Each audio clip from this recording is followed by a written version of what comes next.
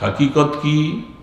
আল্লাহ পাক বলতেছে, এ মুসা, আমাকে দেখার জন্য দরখাস্ত করেছ, আমার দেখাটা পাওয়ার জন্য এই যে নাও, আমি তোমাকে একটা কিতাব দিলাম, তৌরিত নামীয় কিতাবটা দিয়েছি। এই কিতাব মতো আমল করলে এমন চক্ষু তৈরি হবে যে চক্ষু দ্বারা আমাকে দেখা সহজ হবে।